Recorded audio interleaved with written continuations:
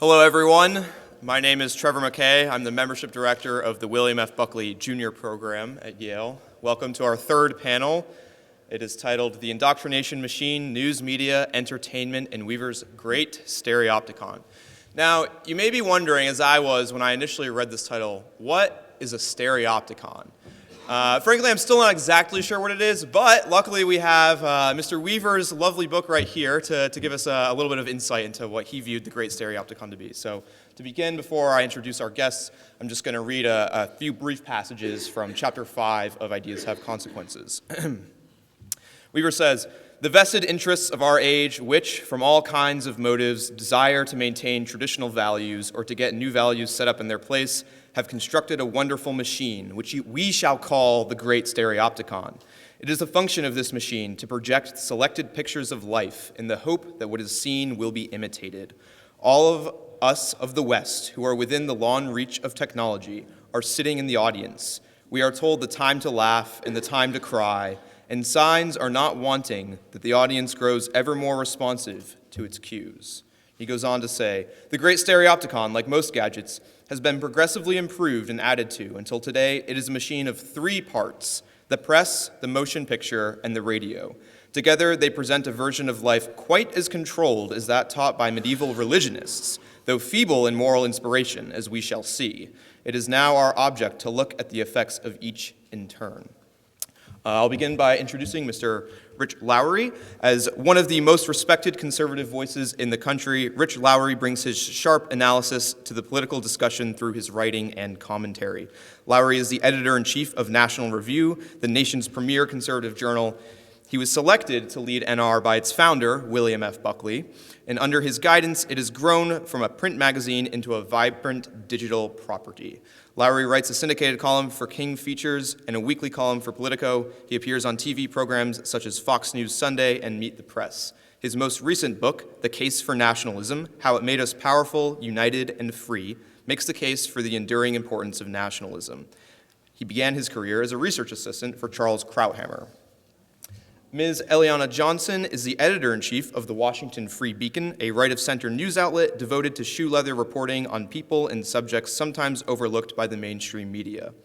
Eliana has worked in print and television, in the mainstream and on the right. Prior to joining the Beacon, she served as a White House correspondent at Politico and as a political analyst with CNN, and before that spent time at Fox News and the Council on Foreign Relations. She has been a regular presence on cable television and has appeared on NBC's Meet the Press, CBS's Face the Nation, ABC's This Week, and PBS NewsHour. A Minnesota native, Eliana lives in Washington, D.C. with her husband and her daughter. She graduated from Yale College in 2006 with a degree in history. And finally, last but not least, Mr. James Taranto is the Wall Street Journal's editorial features editor, overseeing the paper's op-eds and columns. He joined the Journal in 1996 and wrote the Best of the Web column from 2000 through 2017. I hope you'll join me in thanking our three guests.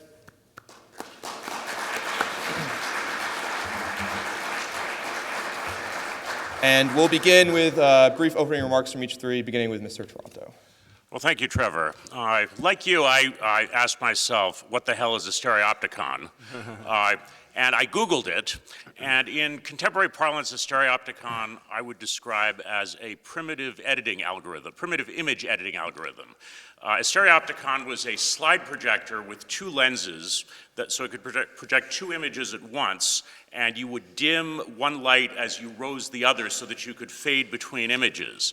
And as I say, this is primitive now, but it was whiz-bang technology in the 19th century. So it was a very quaint metaphor that Weaver was using. And he was using it to describe something pretty modern, as you said, this complex of mass media, the newspapers, motion pictures, and radio.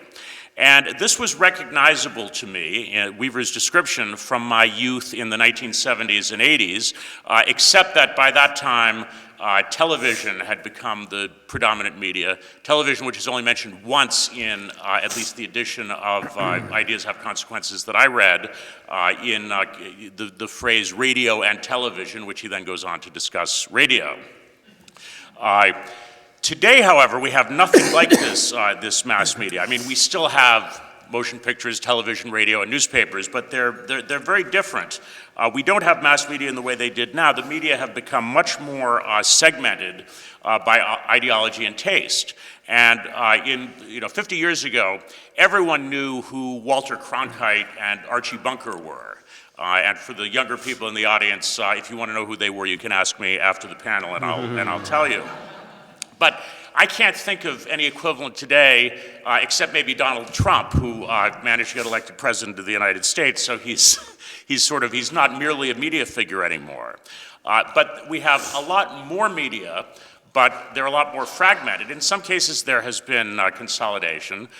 In the newspaper industry, for example, the New York Times became a national newspaper, and the Wall Street Journal became a general interest newspaper, and both of them saw their circulation increase enormously, when you count online subscriptions, of course.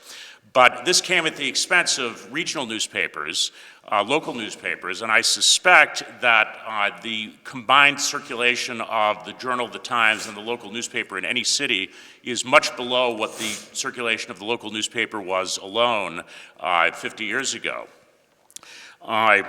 Since I'm in the news business, I'm going to focus on the news and on a change that I've observed over the past couple of decades, which is that mainstream journalists are desperate to reassert the authority that they feel is their due and that they used to have.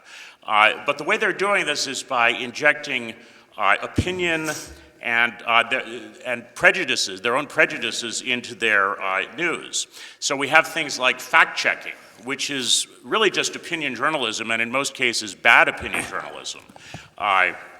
I remember going over what PolitiFact.org declared its lie of the year in 2013, which was Obama's statement that if you like your doctor, you can keep your doctor. Well, in 2008, they had fact-checked this statement and said that it was true because this was what Obama said he was proposing. But very often, these so-called fact checks take something that's really a matter of opinion or interpretation, put the fact checker's spin on it, which is almost always a liberal spin, and then put it out as if it had some kind of special authority. There's a lot of talk about disinformation. Whenever somebody tells me about something is disinformation, even if it really is disinformation or if it really is false, my antenna go up and I know that I'm being propagandized. Journalists talk about how the problem is the problem is the old-fashioned idea of objectivity. We can't really be objective. We shouldn't try to be objective. We need to reject. They have these ideas like whataboutism and both-siderism. They say they're against. Sometimes one side is right and the other side is wrong, but this is really just a way of justifying ideological double standards. My favorite is when journalists say, we need to stop Donald Trump by telling people straight out that he's a liar. Well, thanks a lot for the information. Margaret Sullivan, who used to be the ombudsman for the New York Times, and I think now writes for The Guardian, just does this column over and over. We need to tell people that Trump is a liar. And I found this wonderful example in the Washington Post this week. Let me read this. This was Wednesday, I believe. Former President Donald Trump on Wednesday touted the support he has received from a Black Lives Matter activist, inaccurately claiming that he's receiving broader support from the group, which he has denounced and blamed for violence for years. Well, okay, I mean, it's true that that's inaccurate, but do I really need to have the reporter prejudice me by saying it's inaccurate right at the beginning? And then you read this story, and it mostly turns out to emphasize that Black Lives Matter, the broader movement, some of whose adherents have been tweeting paragliders in support of Hamas, doesn't support Trump. It also says that this one guy who is affiliated with this one Black Lives Matter group does support Trump.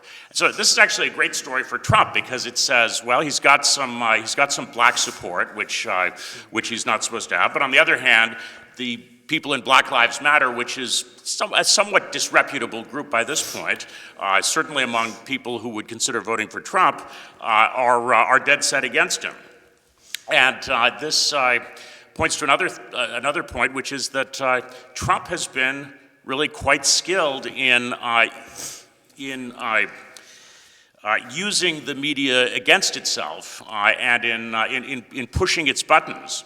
A favorite example of mine is people may not remember the word fake news, the phrase fake news when it first came into vogue in 2016 was used by people in the news media to talk about what they said was Russian interference in the election, stories that were being spread to help Trump that they said were fake.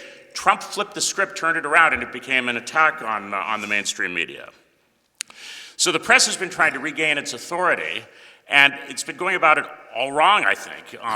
What they should be doing is trying to restore public trust, and to the extent that the press ever had public trust, and Weaver notes that that was they were not universally trusted even in 1948 when he wrote, but to the extent that they had public trust, it was because they aspired to, they had at least the pretense of aspiring to, and in some cases I think actually did aspire to, an ethos of objectivity and fairness. You would think that they would try to redouble their efforts to adhere to that, or at least to aspire to it. But that would be hard, not least because it involves resisting ideological pressures from colleagues and also from viewers and listeners and readers in this segmented media environment. So the mass media considers to disaggregate because there's really nothing to hold it together. The great Stereopticon isn't so great anymore.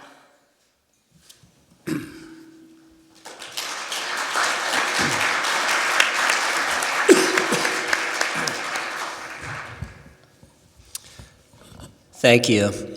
I'm just going to basically re-emphasize a number of things James said, because I entirely agree with his analysis. I will say, just by way of introduction, it has been shown the last couple weeks that the old WASP anti-Semites who used to run the Ivy League are long gone, and the new anti-Semites in the Ivy League are much more diverse. So at least that's progress, right?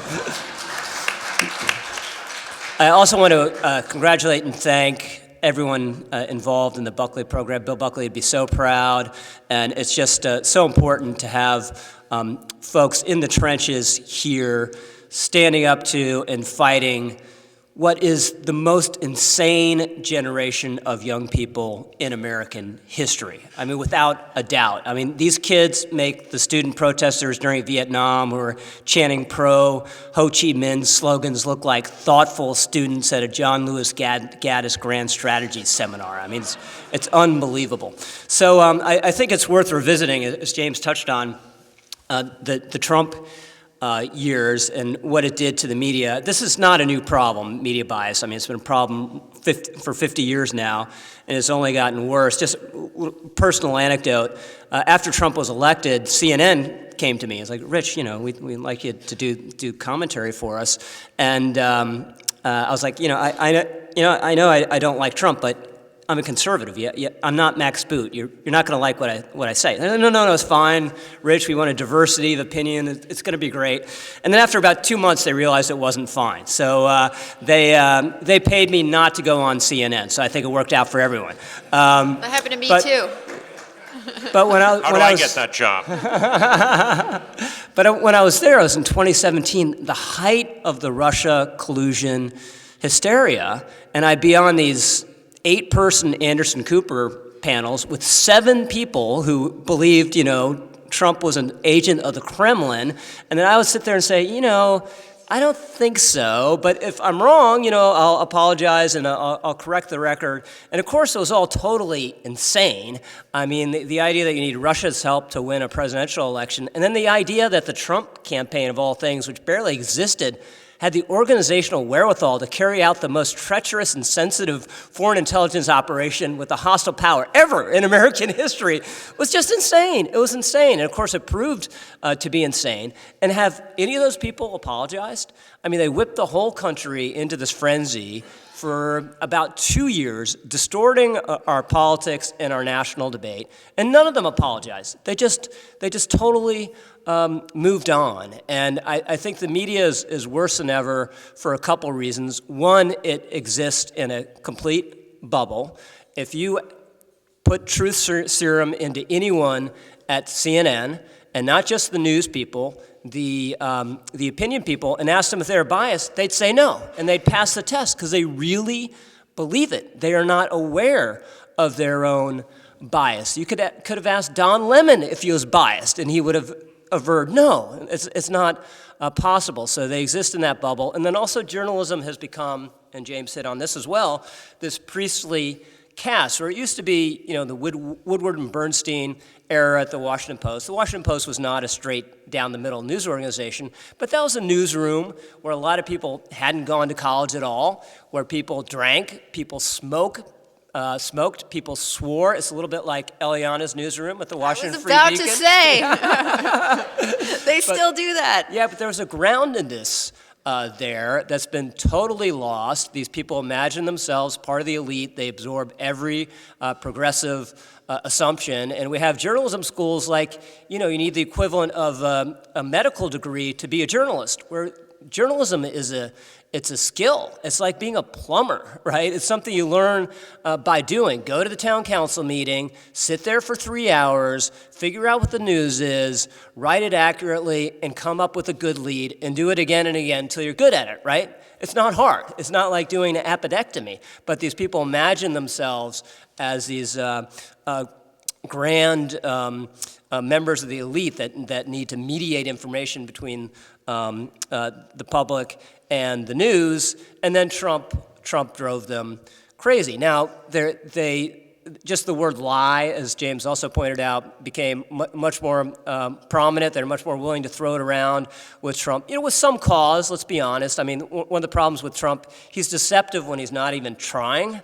Actually, Eliana told me the story once of an advanced guy who was in Virginia at a Trump event, and Trump was back in the green room and couldn't see the crowd. And of course, he cares about crowd size, as we all know. And he's like, Jim, or whatever the guy's name was, how many people are out there? He's like, sir, I've never seen this many people in Roanoke, Virginia. It's filled to the rafters. There are 5,000 people. Trump's like, 8,000 people?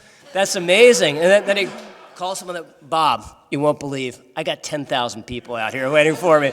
And so it goes. But with Trump and the media, it's a profoundly symbiotic relationship, because Trump hates the media and he loves the media. I mean, there's basically nothing he does except watch TV and talk to people on the phone. I was at dinner once during his presidency, and someone pointed out Republican senators figured out, who were having trouble getting access to Trump, that if you called him between like 7 and 9 o'clock, he was in the residence watching Fox News, and you could call the White House switchboard, and they would just put you through, and you could talk to him. So I was like, hell, I could do that. So one night after we put the kids to bed, I asked my wife, do you mind if I call President Trump? She's like, sure, but I don't want to talk to him. So I just called 202-456-1414, and the operator picked up, and I said, this is Rich Lowry from National Review. I'd like to talk to President Trump. And they said, hold, please. And I was like, are they really going to put me through? They didn't, actually, that night. But he's busy right now. We'll take a message, and he'll get right back to you. And he did call me the next day. And I told Lindsey Graham this story. And he's like, yeah, Trump is the most accessible person in Washington. And what Lindsey said was that when he had trouble getting the Secretary of State, Mike Pompeo, to return his calls, he'd call Trump to call Pompeo to get Pompeo to call him. And so anyway, this started a on and off relationship with Trump, mostly off, but occasionally on. And the last time I heard from him was a couple weeks ago. I was on a Fox show, and I was talking about the Russia collusion thing, the walls closing in, and he liked that, and he called me. And he's like, Rich, that was great. You're getting so good. Not perfect. It's not. There's still you get a little improved, but that's okay. Rich. It's getting much better. And this is all he does, right? And this is why there's no such thing as a half pro-Trump pundit, right? They're 110% pro-Trump because they know he's watching and they know they'll hear from him. Kevin McCarthy said this the other day. He never criticized Trump on TV because he knew Trump hated it, and Trump would call him afterwards, and he was going to be a pain in his ass, so he didn't want to deal with it. So it's a little bit like, the way LBJ was always working it to pass, monstrous Great Society pieces of legislation, but Trump's doing that to affect his coverage. So the good news is, as James also said, sorry James, you took all the points. The grip of the media, it has loosened considerably. 50 years ago, the network anchors were known as the voice of God. Walter Cronkite would say at the end of his broadcast, and that's the way it was. And even if that wasn't the way it was, there's no alternative, right? There'd be a couple more hours of programming on 3 networks, and then at midnight, they'd play the national anthem and show a flag waving on TV, and then it would go blank, and that was it. And now we just have many more alternatives and ways of fighting back. One of them is social media. Last week, this hideous story where a reporter from this sports outlet, Deadspin, wanted to make a enemy of the people of this 8-year-old kid who was a zealous Kansas City Chiefs fan and was wearing an Indian headdress, and half of his face was black. And this reporter's like, can you believe it? How can you be so hateful to 2 people at once? He's in blackface with this headdress. And then, of course, you were just on Twitter, and they immediately found out, no, the other half of his face was painted red, because that's the color of the Kansas City Chiefs. And Fox News had the family on, and the mother got the message out that actually the kid's grandfather is the chairman of a Native American tribe, so he's actually, part Indian. And we just didn't have those sort of resources before. And then also, there are just many more outlets for counter reporting. And this is one of the great things about the Wall Street Journal editorial page over the decades now.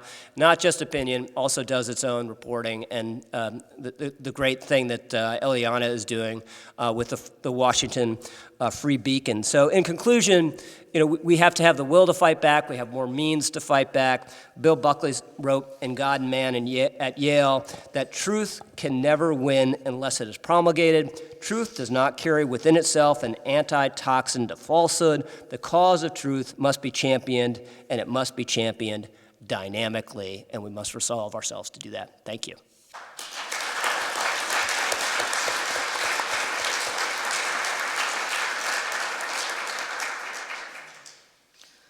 Thank you guys so much. I will try not to use all of my allotted 8 to 9 minutes, but I second Rich's words of praise for the Buckley program. Congratulations to all of you guys for all that you do on this campus and elsewhere.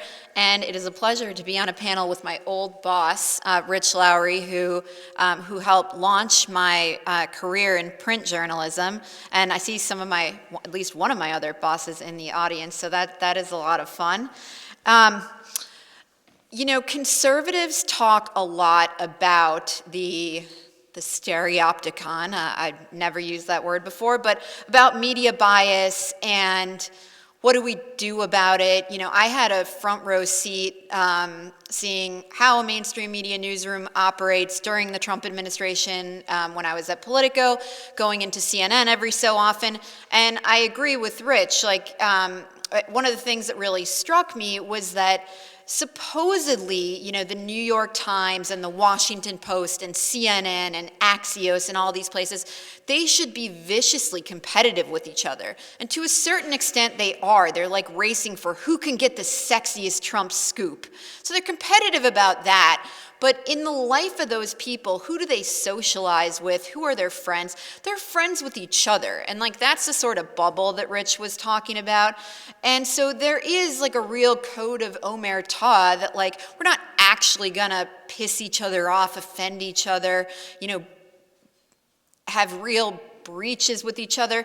They hang out with each other, and when you travel, when you're in the White House press corps, you travel with each other, to go on the president's foreign trips, and it does present certain challenges to actually punch your competitors in the face, and there should be a lot more competition between these news outlets than there actually is. They are one, the whole mainstream, in a way that they really shouldn't be, and coming back to the right, I was at Fox News and had been at National Review. Coming back to the right, I am a conservative, but was liberating in a way to come back.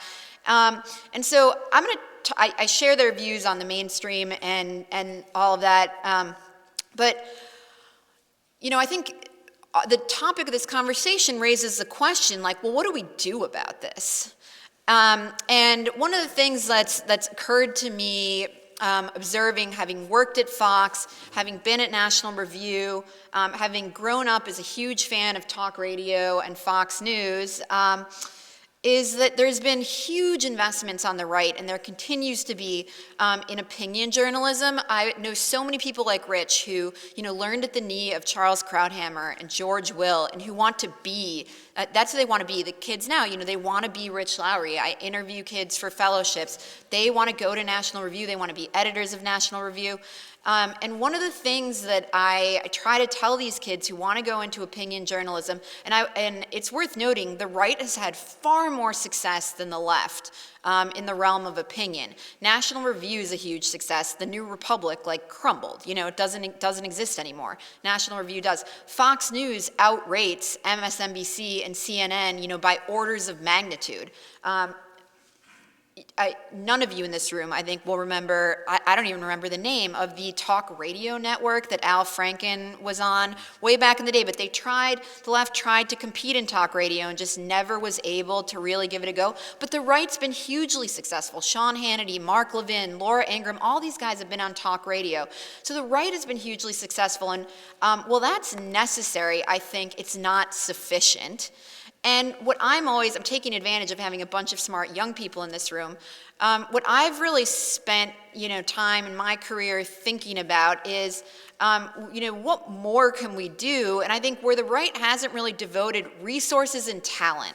Like, our people go into law. Look at the Federalist Society. We've got tons of federal judges who are my age, younger, in their early and mid-30s, not 40 yet. They're doctors. They're in finance. We haven't done reporting, okay? Like, in the days leading up to an election, the New York Times has a blockbuster story reporting on George W. Bush or on President Trump and his links to, the Russian bank. And the right has not invested in the institutions of reporting, pushing people new information that will move the needle on these major issues, whether it's elections or campuses or, or elsewhere. And one of the things that I think is so cool about being up here with these guys is that, and that I think young people often don't realize, is that the journal's editorials, that's reporting. For the kids in this room, you guys might think they sit down and they write their opinions. You don't realize how many phone calls and how much reporting goes into their editorials. For Rich, I get calls from him every 2 weeks when he's writing a column, and I always tell kids, you guys don't realize how much legwork and how much elbow grease goes into every one of those columns. Because I think in their heads, they think, well, I just sit down at a computer and write my opinion. That is not the road to success in this. And if you look at the liberal opinion columnists, they all spent careers reporting. Tom Friedman, that guy reported all over the world before he started writing opinion. Charles Krauthammer spent a lot of time reporting. I would urge you guys to come ask Rich about what his process was. Maureen Dowd was a serious reporter. All of these people did spend time learning the craft. And I do think it is worthy of conservatives' time and effort to sort of refocus on that.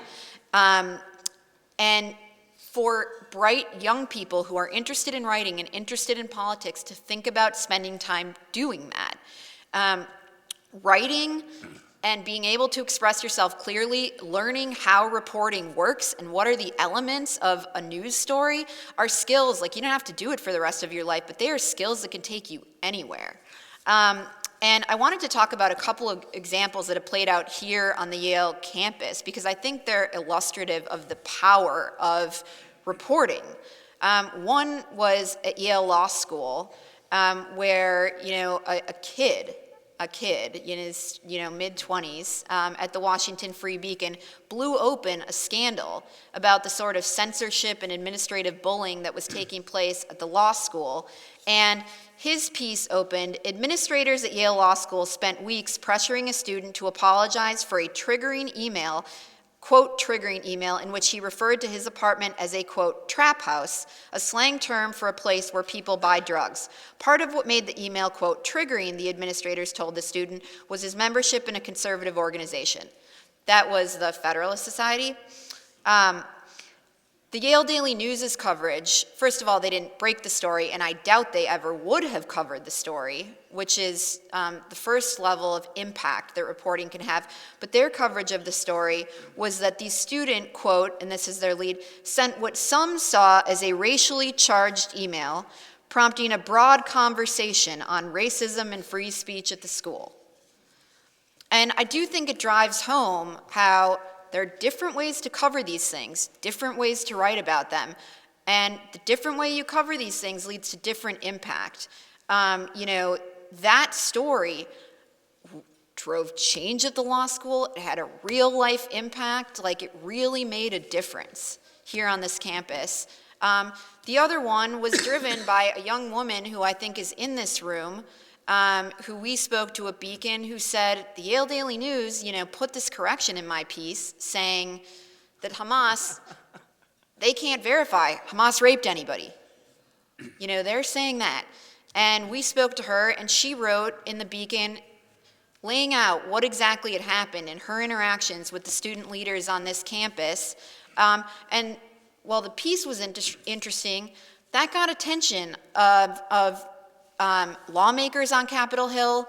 She ended up in primetime on Fox News. She testified before Congress. And so the things that struck me about this was that it was a combination of interested reporters covering stories accurately and in a hard-headed way, and gutsy students. So you students in the audience are part of this too, and I told some students over lunch, I know that it can feel like you guys are alone and on an island on this campus, but you guys aren't. There is a whole world of people out there who have resources, who care about you, and who are there to provide you guys backup and defend you if you guys need help. We're always looking for smart young people with guts and are available. So I will close on that, and I think we're all happy to take any questions.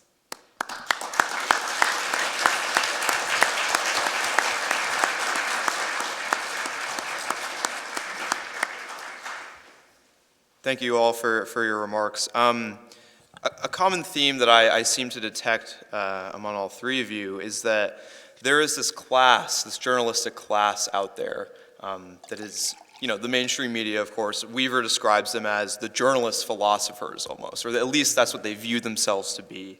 Mr. Lowry, I think you said that they view themselves almost as, I'm paraphrasing, a grandiose elite class almost, or at least they wish that they were. And so I want to ask each of you kind of a more personal question as to how do you view yourselves in the media landscape? What do you view the work that you do at a personal level, and why is it that you do what you do and you don't participate in this kind of close-knit bubble that isn't competing with each other, but you are trying to push back against some of the other tides? Whoever would like to go first. Well, I see my first job as to tell the truth, and I also see my job as breaking news. And Eliana mentioned the young lady Sahar, right, who wrote the piece for Eliana for the Free Beacon about the correction in the Yale Daily News. This is a little bit of a sore spot for me because Sahar wrote a piece for me when she was still in high school about the DEI stuff at her high school in Long Island. And I saw she tweeted about the correction, and I emailed her as soon as I saw this tweet and said, would you like to do an op-ed about this? And she said, well, I'm happy to do it, but I've already done one for the Free Beacon, so I had to, good job on that one, Eliana. But she did write for me about when she was excluded from the pro-Hamas event here at Yale, so I did get one piece out of her. But I also see myself as competing with other news organizations for scoops, and sometimes this can be a lot of fun. We had David Rivkin, who's a Washington appellate attorney, and I did 2 interviews in the spring and summer with Justice Samuel Alito, both of which he broke some news. The first one, he told us that he thought he knew who leaked the draft of the Dobbs decision. The second one, he said he didn't believe that Congress had the authority to regulate Supreme Court ethics. In between those 2 interviews, which were published in April and July, ProPublica planned a hit on Justice Alito. ProPublica is a left-wing news site that describes itself as producing journalism with moral force. And it's really just a left-wing hit outfit. So I had written some pieces taking apart ProPublica's hit pieces on Justice Thomas. Justice Alito came to us at the Journal and said, I'd like to respond to this ahead of the ProPublica piece. So we ran an op-ed by Justice Alito before the ProPublica piece came out. And we were denounced for the interviews and the op-ed piece by this journalistic class, and Ruth Marcus wrote several columns about it, columnist for the Washington Post. Various other people criticized us, but we were breaking news, and the Alito op-ed piece was a much better scoop than the ProPublica piece. The ProPublica piece basically said Alito went on a vacation with a rich friend over a decade earlier, and our piece said a Supreme Court justice is preemptively defending himself against a news hit, something that I don't think has happened before. So we actually broke much bigger news. But so I see this the journalistic elite, or whatever we want to call them, as my competitors, both in the realm of ideas and for news. Yeah, so we at NR we do reporting, as Eliana points out. Even opinion pieces are undergirded by fact and a certain amount of reporting. But we're an agenda-driven organization. We exist to hold up the banner for certain important truths and a certain kind of conservatism that we think is necessary to save the republic, and that's what we do, and that's what we're about. And we've been doing it for a long time and resisting media narratives now for about 70 years.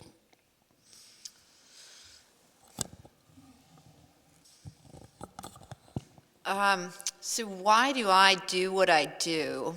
Rich and I have talked about this from time to time. National Review was the home of, a few reporters who had great success at National Review and went off into the mainstream and became totally indistinguishable from any of their mainstream colleagues. And I had a little bit of a flavor of that. And fundamentally, that's just not me. I'm a conservative, and I didn't really want to blend when I was there. Like, that is just not who I am. And so why do I do what I do? It's really fun and rewarding. So that's really the main reason. And as James said, it's a lot of fun to compete with our friends in this friendly way. But it is tremendously fun and rewarding, I think, to be able to work really hard at something and also feel like, you're doing a little bit of good at the same time. Great. We'll now field some audience questions. So if you have a question, please raise your hand, and Mr. Barbie will be coming around with the mic.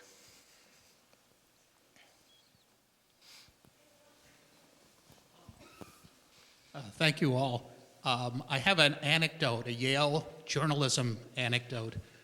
Maybe you can comment on. You're talking about how journalists, at least in the past, had to work very hard as reporters before they became opinion journalists. There was 4 years ago an event, not a Buckley event, where a journalist from the Washington Post, a recent Yale graduate, was commenting on a number of things. And he was an opinion editor in the Washington Political, so the top of the Post editorial structure. I asked him a question about a recent story. This is the end of the Trump administration, where there was an executive order about style in federal architecture, advocating for classical style. I asked him, your article had perhaps 20 quotes from people who opposed it and no quotes from people who supported it. And he said, we don't have to give space to fringe opinions. What do you think of this? Well, it's typical, right? And it's what we've been talking about. They consider certain views illegitimate, including apparently the opinion that federal buildings should be attractive. You know, what a concept, right? And we saw this, kind of a version of how this dynamic works played out. A couple weeks ago, there was a splashy New York Times article about Trump's immigration plans. And there's nothing inaccurate about the article. They talked to Stephen Miller, Trump's immigration guys, who, if Trump wins again, is going to have huge influence on what happens. So he knows what Trump's immigration plans are, and it was related accurately. But they referred to the detention facilities Trump wants to have as camps, right? And they put that in the headline, camps, right? Which has a totalitarian resonance to it. So then MSNBC kicks into action, all the opinion outlets kick into action. Donald Trump literally wants to send people into camps, right? And what he wants to do is actually enforce federal law as it's written, which says if you come here illegally, you shall be detained. You must be detained until your case is adjudicated. And then if there's no reason for you to stay, you should go. That's what the law says. So you have Joe Biden defying the law, ignoring the law, and an incredible act of executive high-handedness, and you have Donald Trump saying, well, I'm going to try to enforce the law, and that's presumed to be the evil, illegitimate position. And this just happens over and over and over again. Well, regarding fringe opinions, how many times over the years have Republican candidates for president or vice president been asked to have an opinion on David Duke? I remember Mike Pence was asked about this in 2016 when he was running for vice president. I mean, David Duke is kind of the epitome of fringe opinion, but they're interested in it when it suits their ideological interests. This is a small style thing, but you're sort of asking about that. One of the things that gets under my skin is there are constant references in every major newspaper that will refer to a Marjorie Taylor Greene or, any right-wing member of the House as far right or fringe. And you never get a reference to like Ilhan Omar or Rashida Tlaib as, the far left, or left wing or fringe. They're never called that. In terms of like young people running opinion pages, like the things that I always try to tell young people, I was one not that long ago, is that you will do your job better later if you actually know something, and that comes from like accumulating a certain set of experiences. Like you can't, read books and then okay, that help. You should do that. Definitely you should do that. But accumulating a certain set of professional experiences before you start sharing your opinions widely with people really helps. And like generally, this is something I had to learn personally the hard way, like people who are older do know more.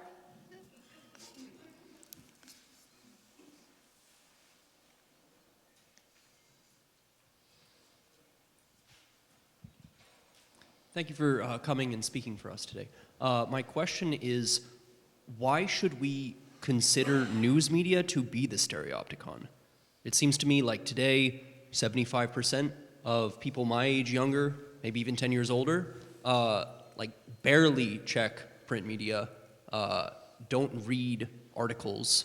They're online, they're on social media. Aren't the forces that are shaping mass perceptions of events much more diffuse and online? What do we think about that? I think there's a lot of truth to that. Like for you, it might be the Communist Party of China because you guys are getting your news on TikTok or, things we don't even know. But the same thing sort of holds true that that the onus is on the individual to seek out like sources of truth rather than sort of to rely on the scrolling feed in front of you because that is not reliable.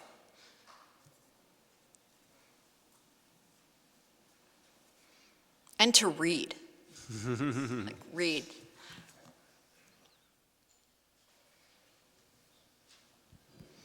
A newspaper executive recently told me that the lack or the absence now of objective journalism is really driven by the business model, which is, 50 years ago when the important thing was to have the largest possible audience because it was paid for by the advertisers.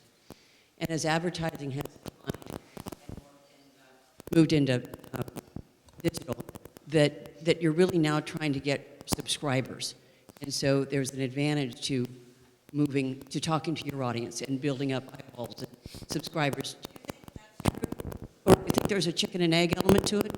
I think that's definitely true. I think you definitely see it at the New York Times, and some of the bizarre things they've done over the last couple of years are driven, yes, by their young staff who recently graduated from college and brought the insane mores of woke colleges into the newsroom and into the building, but also the fact that they need to cater to an audience that is pretty segmented part of American opinion. I mean, it's still just astonishing to think about. They fired people over running a Tom Cotton op-ed that was commissioned and edited like multiple times, and then they had to find some reason to retract it or distance themselves from it and fire people because young people were crying over it and saying it made them feel unsafe. James Bennett, the opinion editor at the time, when this happened, he was fired, and I sent him a direct message on Twitter, hey, I wish Tom Wolfe were still alive to write about this. This is totally insane. And I didn't hear back. And then like a year later, I got this direct message, and I'd sort of forgotten who he was. Who's James Bennett? It's like, Rich, thanks so much for your kind note. I didn't log on to Twitter for 1 year because I couldn't take it, which is actually the good reaction to any Twitter all Twitter controversies go away if you just ignore them. But anyway, it's certainly one of the factors that's driving what we're talking about. Yes, I agree that's true, although the Tom Cotton thing was driven by the lunatic staff. I wouldn't know because I only lose money.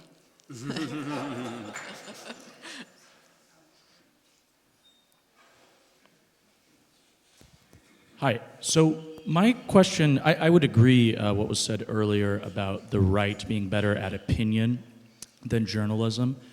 My question is, if you think there's a problem even with conservative journalism sort of going to the lowest common denominator or just doing things for clicks, for example, Newsmax is a lot more popular than The Federalist. It just seems to me that a lot of the times good conservative journalism, like the organizations you're all a part of, for some reason just doesn't catch on with the audience as much as flashy opinion, clickbait, stories do.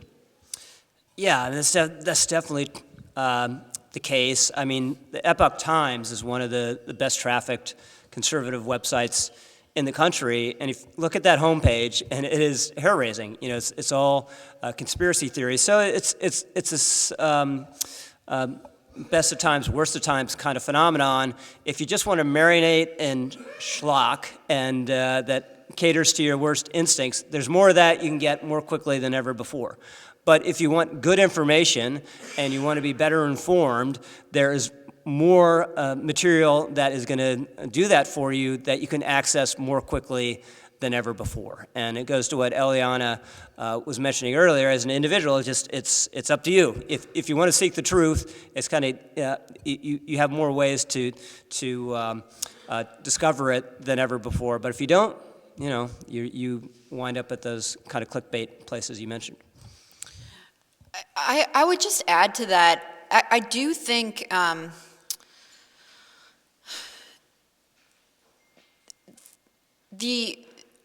for the past, since 1996 or 2000 or so the past 25-ish years, Fox News has kind of been the star-making machinery on the right.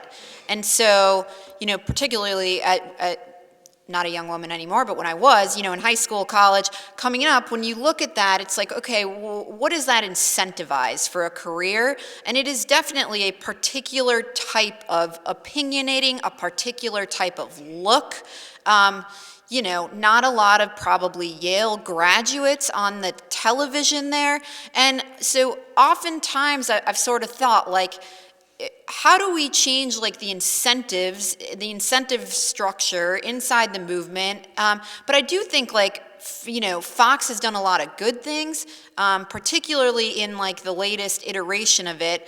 It's created some problems in terms of like what the messages it's broadcast to young people, not overtly, but the tacit messages it sent people, which is like, if you want to have a big career and get rich and famous on the right, these are the things you need to do. And I think like it deserves more thought in the movement. How do we change that? How do we create a different star-making, machinery that produces people and, stars we can be proud of? And I think there's been a change. Like Rich used to be a Fox News contributor. Our former colleague Jonah Goldberg used to be a Fox News contributor. Unfortunately, like, Charles Krauthammer had this vaunted position on the panel. It used to be that like the big brains in our movement, that got you like on television. And that is not the case anymore. And one of the things I grapple with is like, how do we get back to that? Where if you were a big thinker, fame and fortune also came along with that. And I think like that's gotten broken, and that's a problem for us in media and journalism, for serious people like those in this room who think, okay, let's be real. Like when I'm 40, I want a real career. I would just say the Journal editorial report on Fox Saturday afternoons is still I good. agree. I'm with you.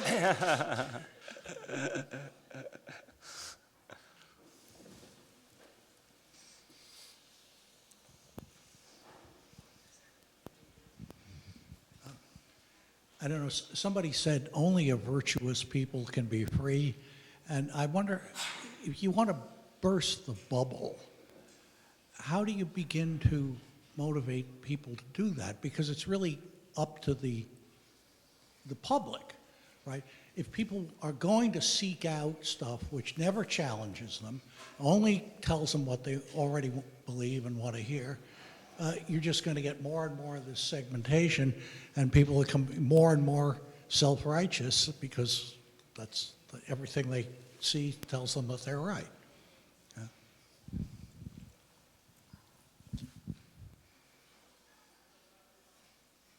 That's got you written all over it, James. You take the hard one. Well, I don't know. It almost seems like a rhetorical question. I mean, I think we do pretty good work at the Journal, and we do have several million subscribers now. So there is an audience for thoughtful commentary and reporting.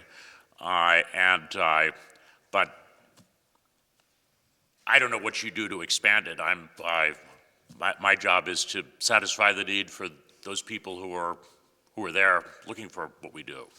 Yeah, I think, an upside of the arrangement that James and I were dumping on in our opening remarks, where there are 3 broadcast networks, it did lend a certain coherence to the nation's discourse, and there's a certain kind of standard that was maintained.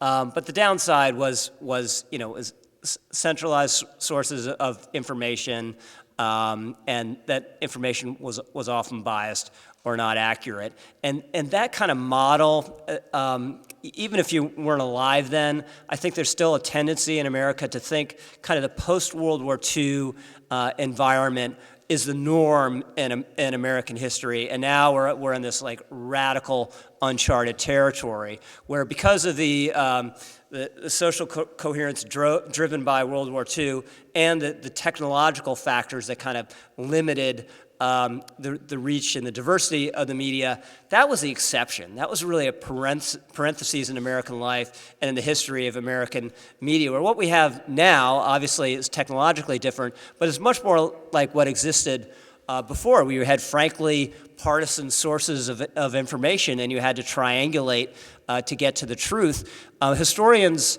they for a long time, they didn't really know what was said at the Lincoln-Douglas debates until they figured out that you had to read the Republican newspapers to get an accurate rendition of what Douglas said, because they wouldn't clean it up. All the ums and the ahs and the repetitions would be left in, but Lincoln's remarks would be pristine. But that's not the way he talked or anyone talked. And then you look at the Democrat newspapers for the accurate version of Lincoln's remarks, and then you put them together and you could actually figure out what was said.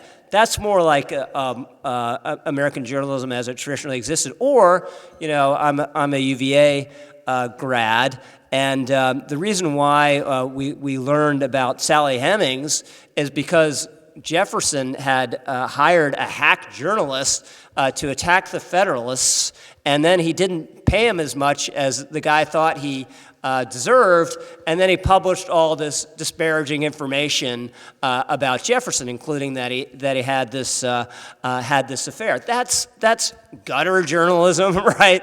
It's not elevated, but that's what's usually been the norm in American history. And with that, I hope you all join me in thanking our panelists.